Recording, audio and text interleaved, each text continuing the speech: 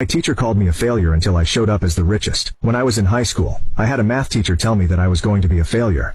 I spent my time in high school trying to make multiple business models work. I told my teacher my dreams of owning a business, but she told me I should stop focusing on things that won't benefit me in the future. It never really bothered me until she humiliated me in front of everybody. I was always bad at math and she called on me to answer a math problem. I answered, but my answer was wrong. I then proceeded to tell her that I didn't know the answer. She then rolled her eyes and said that if I wasn't too busy trying to start a business, then I would have gotten the question correctly. I apologized and went back to my seat quietly.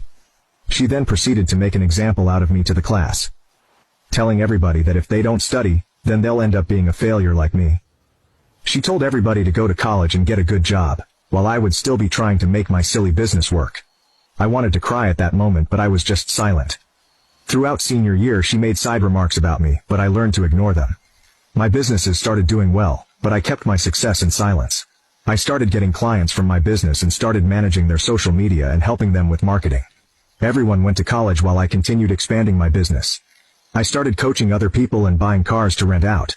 By the time I was 20, I had already become a millionaire. I didn't meet that math teacher again until I had to drop off some things for my little brother at the same high school. He had a club meeting after school and asked me to drop off pizza at his meeting. He told me to go to room 12, and to just knock when I arrived. As I knocked on the door, my brother opened it and told me to drop the food on the table. When I said hi to everybody, I turned around and saw my math teacher with 3 other teachers talking to each other. My math teacher and I both made eye contact, and her face lightened up. She asked how I was and I told her that life was great. She then proceeded to tell me that if I paid attention, I would be in college instead of delivering pizzas for a living. You can now check if there's a part 2 by pressing share and more.